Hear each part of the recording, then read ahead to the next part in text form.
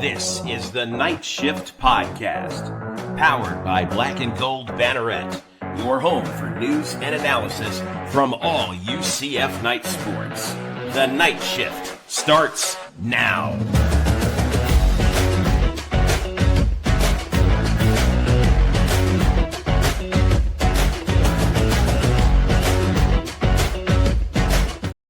Yeah, of course, this is Kyle Nash, the student of the game. No, I am not the great Jeff Sharon, but you're still in for a treat nonetheless. It just hit me that opening thing has a nice little drum beat that's working around. And if you're going to go to the UCF football coaching staff for somebody who will throw down some drum beats, of course, I got to bring in Jordan Johnson. What's going on, Coach? Good to have you in. I want the record to show I'm finally used to calling you Coach. I'm still working on it with McKenzie. So, you know, it's a thing. I got it right on Sunday with Media Day. So, you know, I had that going for me. You can check out me getting that right on the Night Shift YouTube channel there. So there you go. There you go. It's great to have you, man. Listen, I've been looking forward to this one for a while. And for those who, well, if you're a UCF fan and you don't remember the name Jordan Johnson, you either just hate O-linemen or you just started following the team last week. But, Jordan Johnson, you were, of course, the center that played for the Scott Frost 2017 team, some other years as well. I know I got some excellent thoughts of you of your final game in the Bounce House of 2018 when you were wrapping up there and doing all of that. And first of all, just for those that don't know, your role on the coaching staff here with the UCF football team.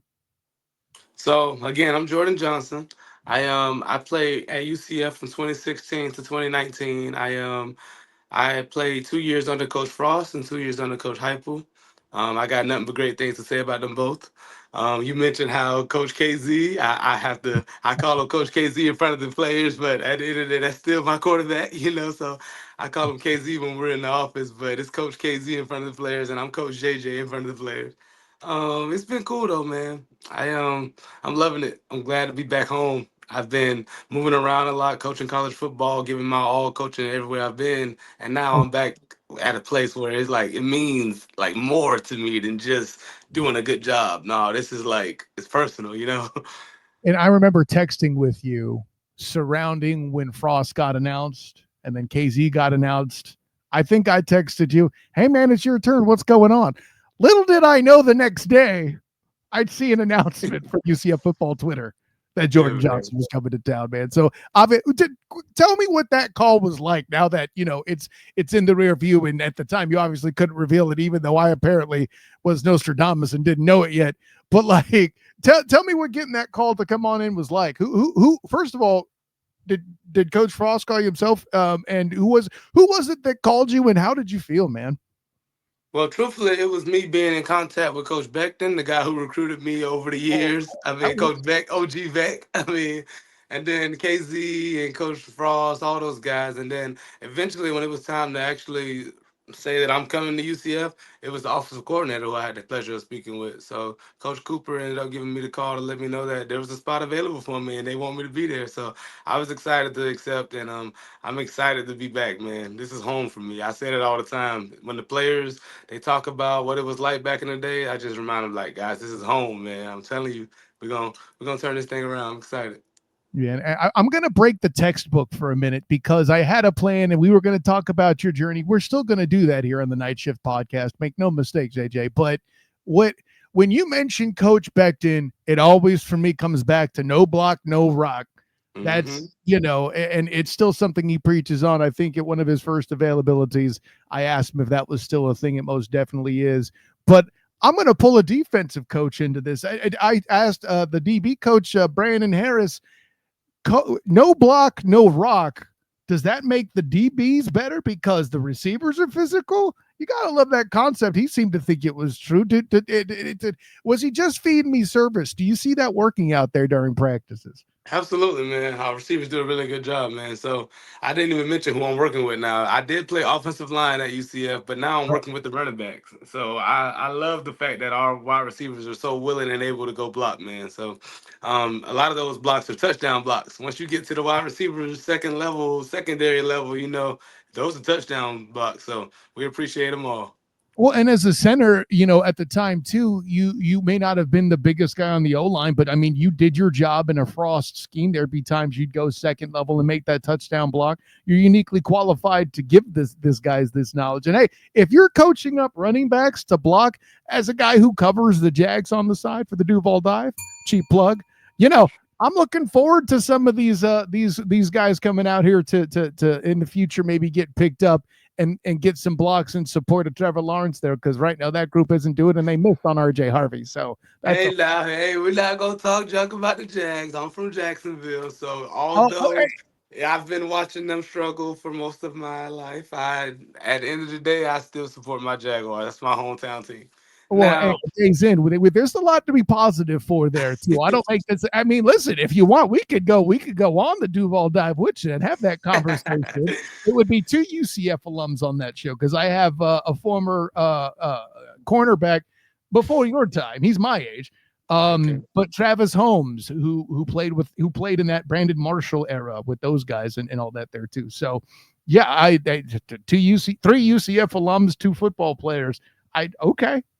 We'll talk about that when the season's over, because I know you're busy, coaching football rather than just talking about it. But Yeah, but truthfully, it's been awesome working with the Juice Squad, man. That's what we call our running backs, the Juice okay. Squad, and truthfully, they are a whole lot of fun. I mean, it's just a whole different world coaching running backs than it is offensive line, and I get to teach the game from a different perspective now.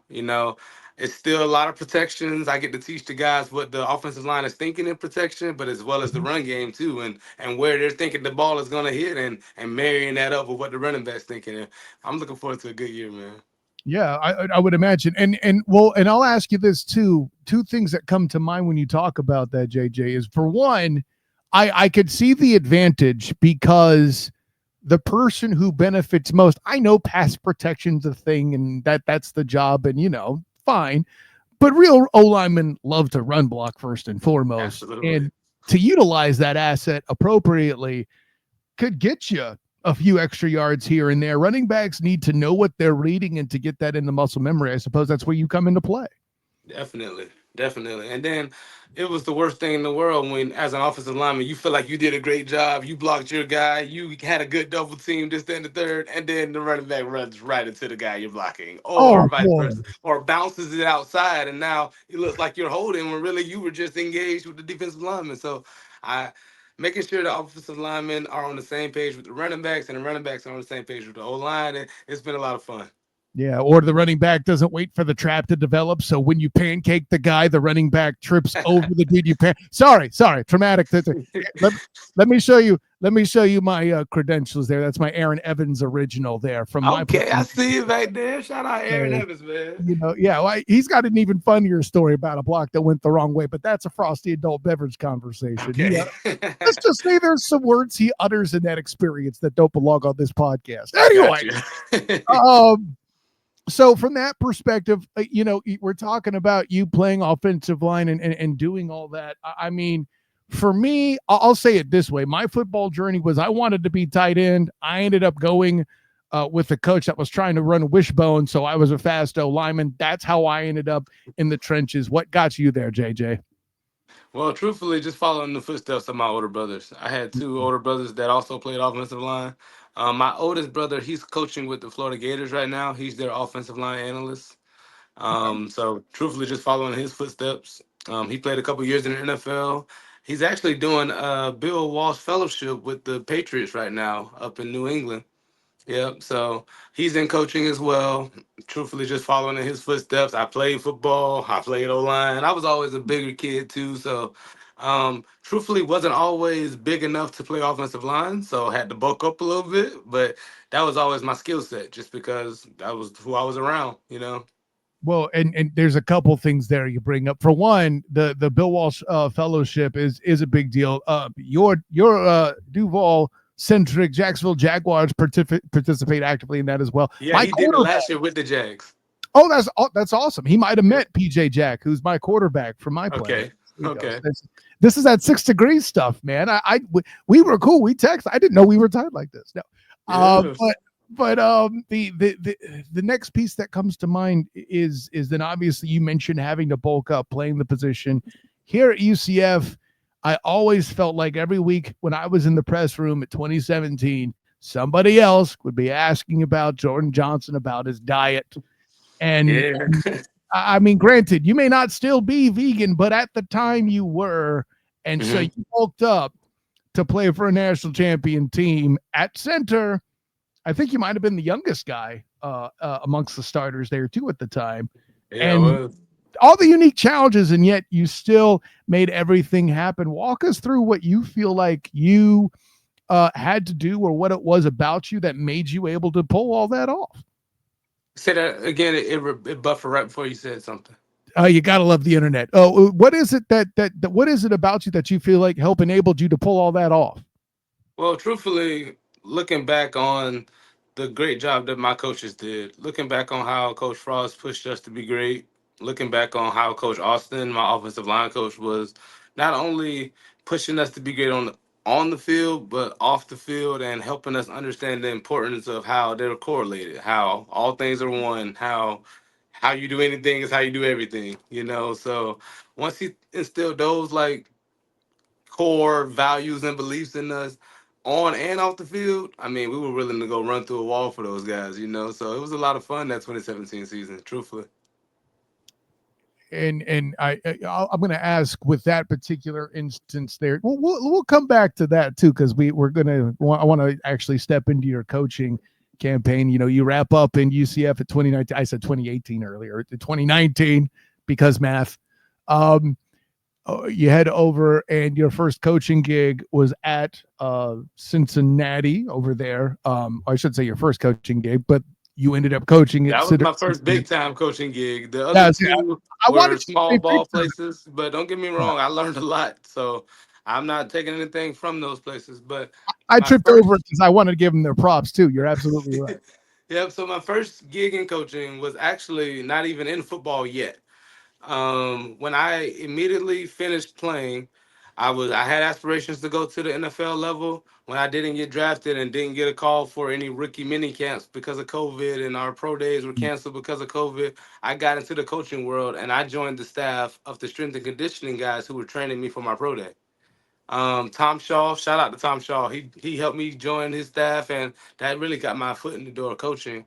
And then I joined Madonna University up in Michigan. I moved all the way to Michigan, Florida boy, moved to Michigan in the middle of the wintertime. Never seen snow before in my life.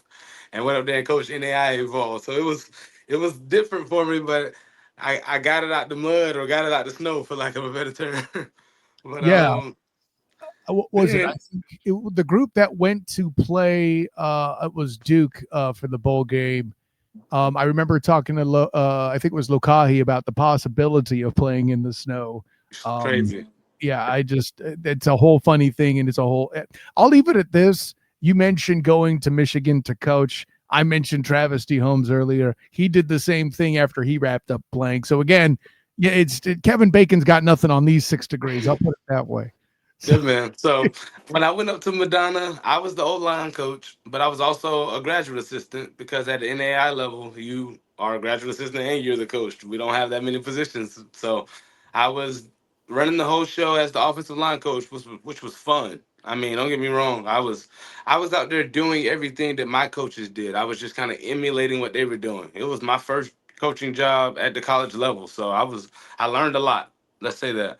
Um, then I moved to Northeastern State, which is the Division II out in Tahlequah, Oklahoma, and I wanted to take a secondary role. I wanted to get behind someone and learn more in the coaching realm. You know, I knew a lot. I knew ball as far as playing, but how to teach it to somebody, I had some learning to do. You know, so I went and became the offensive line graduate assistant at Northeastern State. And that was an awesome experience. I was able to gain a lot of knowledge about ball, and then I ended up moving to Cincinnati that following season, and coaching under Luke Fickle's staff was awesome. I mean, I learned a lot. That was my first time actually coaching at the Division I level. right. So I obviously played at Division I level, but it's just completely different from NAI and Division II.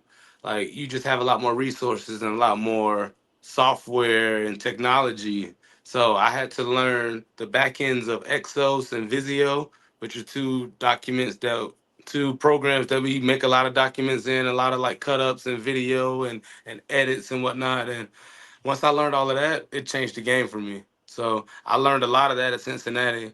And then I ended up going to Oklahoma State the following year, and I spent 2 seasons out there. And working under Mike Gundy and his staff was awesome, truthfully. Learned a lot of ball out there. Coach Charlie Dickey, he was our offensive line coach. Awesome, man.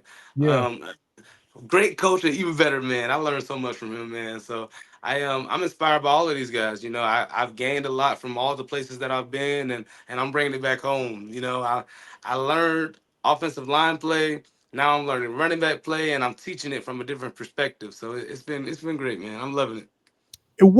I mean, you mentioned all the learning and growing you had to do to even really get into that Division 1 level. What was I would guess a standout lesson that you could kind of explain to laymen out there that you had in your tool belt that helped you get to Division 1 and be successful? One of the main things I've learned over the years is that you don't understand what the players don't know until you ask them. So as a coach, you think they're kind of grasping everything you tell them. You know, you told it to them, so you figure they understand it. But truthfully, the guy's just kind of smiling out a lot, you know. And as a player, you didn't realize you were doing it. But I like to ask the guys questions. I like to see what they know. I don't want to just give them information and hope they grasp it. No, when we're out in our walkthroughs, when we're in our meetings, it's less than a me telling them stuff and me asking them, "Hey, what do you know about this? What we got on this protection?" And you tell me who you have specifically. And if you don't know, now let's talk about it to unpack it. You know, so Right. I like understanding what the guys know, so I can go from there. And I say is asking questions kind of that double check, because I mean as a player, heck, me as a player especially, I know because I started late. I say I was a late in life football player. I was a 27-year-old rookie when I did it, right? So, from my perspective, I was always afraid to kind of let the coach down. What is it you do to that double check, when you're talking to guys about, hey, it's okay to not know something. You need to learn it now so we can get it done. How do you make guys feel comfortable with that? Well, like you just said, yeah, just saying stuff like that, and then not only that, but it's a ego driven game. I mean, you got to have a little bit of a swag, a ego about you to be good at this game. So a lot of guys don't want to admit what they don't know, you know, especially in front of their peers, you know. So you got to just kind of break those barriers down, break those walls down, to let them know, like, look, this is a safe space. If you don't know, this is where you come to learn. Don't be in here trying to act like you know everything, because that's not what's gonna make us a better football team. What's gonna make us a better football team is admitting, look, I don't understand this, and I could really use your help with it. And once I explain it to you, you go out there and play fast now. And now we're out there doing exactly what we need to do. That's right. For all you future players out there, okay, you need to have egos, but you also need to be the humblest Humpy Bumpy in the room. That's the facts Yeah, of the case. man, for sure. That's what I It's a tell people. blessing. It's a blessing and a curse, man. You gotta learn balance. Yeah, exactly. So we mentioned that your stops there at Cincinnati and Oklahoma State. And then here you are at UCF. First of all, and I remember we had talked about this a while back. I think it might have been during your Oklahoma stint. I think this is our second or third recorded conversation. But I remember you mentioning that part of your recruitment pitch was, hey, we're about to get into the Big 12. Now, obviously, they didn't make it there before you finished up as a player, but how cool is it that as a coach to see that you're involved still with UCF once they made that leap that was promised years ago?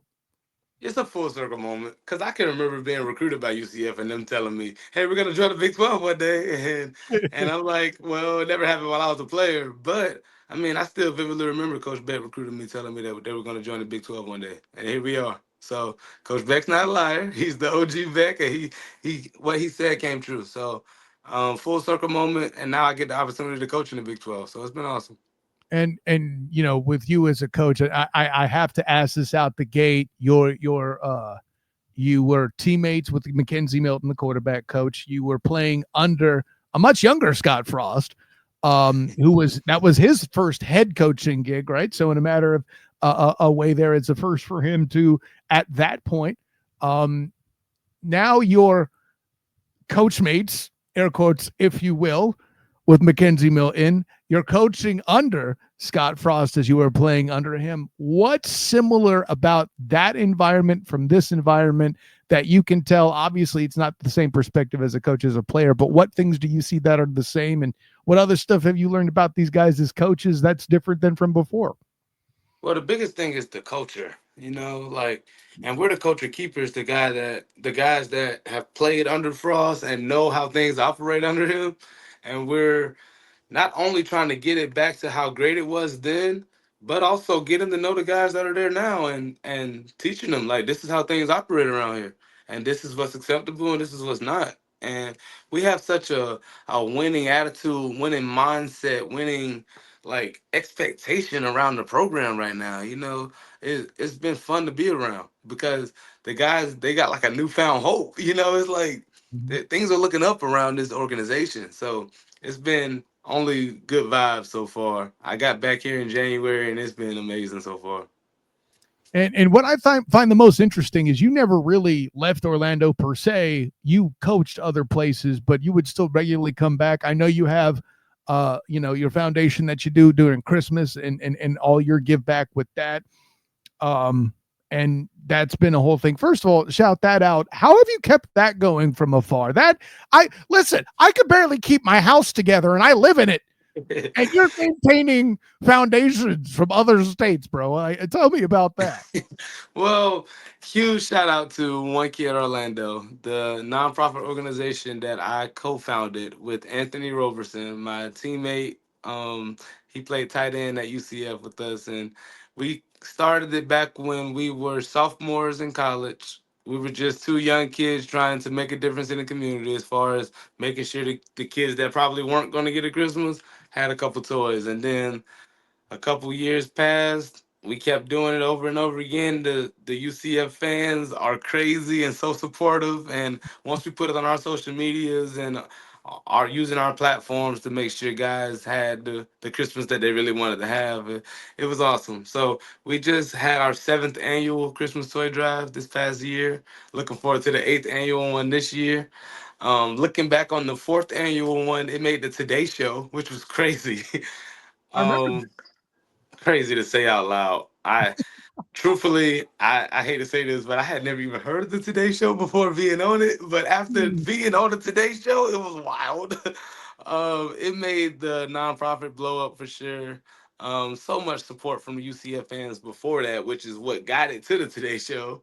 And then once people heard about it on the Today Show, we received over 5,000 toys, journals, books, like all kind of like things to give to people over the Christmas holiday. So it was awesome. And we're looking forward to the 8th annual one this year. And you asked how have I been able to keep that going? I wish that I could just take all the credit, but truthfully, Anthony Roberson, his mom, his dad, his aunt, his cousins, his sisters, brothers, like they keep that organization running for us. A lot of them live locally here in Florida. He's not even from Florida, but they're snowbirds. They decided to move down to Florida when he came to college, and they stuck it out. They stayed in Florida. I mean, it's awesome here. So they decided to stay in Florida, and they help run the organization right now. And now that I've got reconnected with Orlando, I'm looking forward to help plan this 8th annual toy drive coming up this winter holiday. Yeah, I want to make sure you brought him Anthony too, because I wanted to tell this story. I don't know if I told you the story yet, but one time I remember rushing, like I am during games. You and Anthony both still playing, and Mhm. and I come across these two ladies that are wearing both your numbers as earrings and each have a jersey of one or the other. And I'm like, I can see a jersey for a tight end, but people don't normally have the jersey of a center unless at the time the only one I could think of offhand is Jeff Saturday. Okay. And then Yeah. I'm like, wait a minute. I asked the dumb question, me being a minute person. Hey, do you guys know? It's like, oh yeah, we're their moms.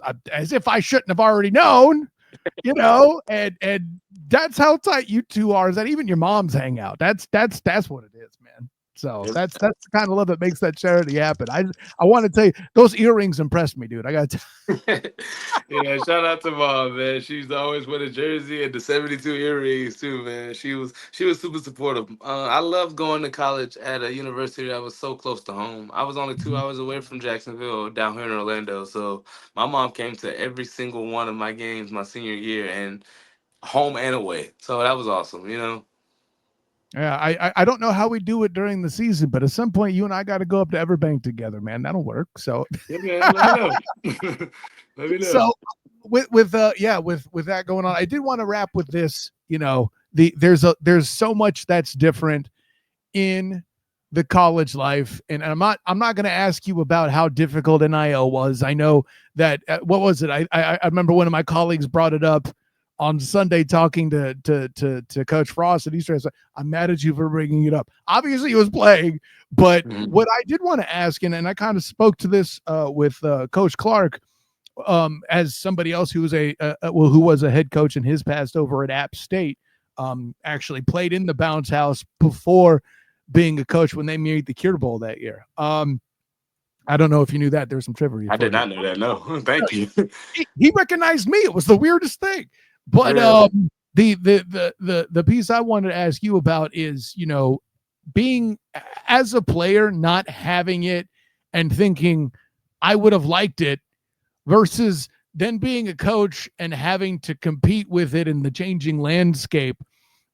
That's a unique experience that not a lot of people have. Do you have a particular take on where that's going and kind of your perspective on it to make us all maybe a little smarter about it? That, I think what is it we hear about all the gripes? What is it that's positive that, a player could gain, or how it improves a college player's experience, for lack of a better word?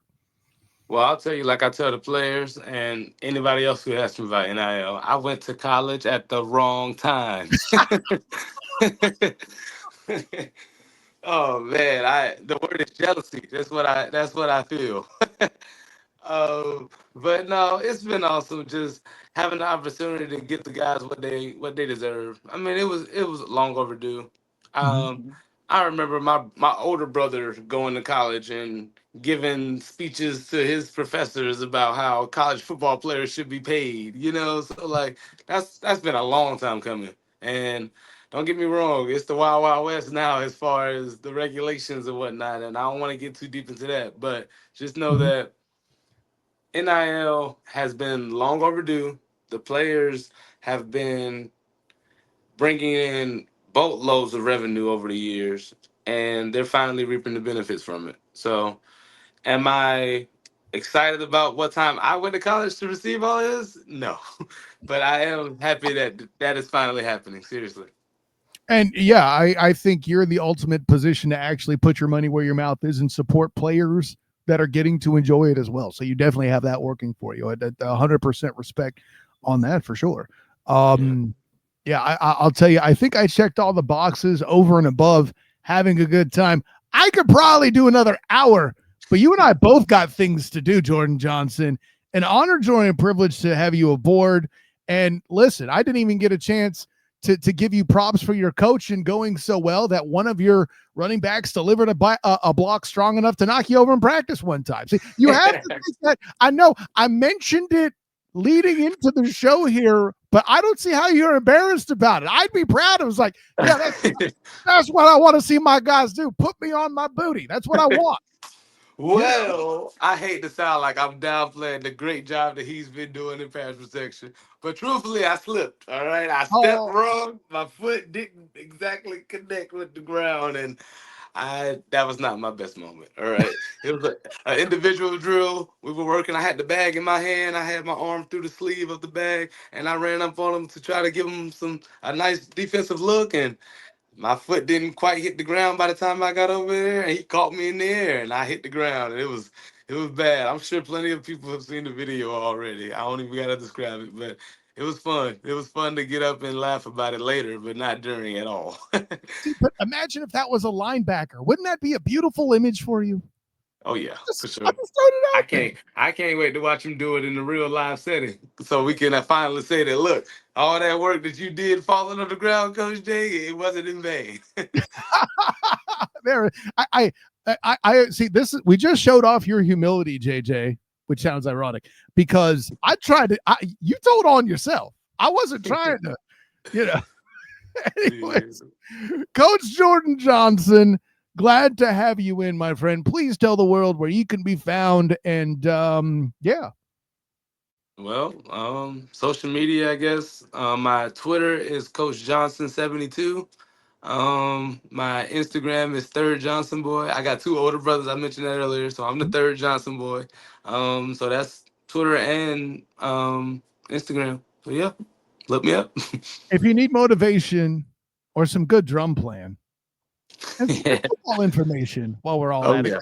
What was it? There's at least one O-line Instagram following that I have thanks to you. I forget the name of it, but you know, if you're into any of that, that's a good follow. I can guarantee it. And of course, I am Kyle Nash, the student of the game of the Night Shift podcast. And this was a great time, man. This is a tradition. Like every year or every time you have a new spot, we've had a conversation. I feel like it hasn't been every year, but we keep it up pretty regular. Let's keep making this a thing, man. It's a great time for me for certain, and I hope you enjoy it out there as well. Thanks Absolutely. again, JJ. We'll catch you next time. And of course, until next time, everyone, class dismissed. Go Knights! Charge on, baby.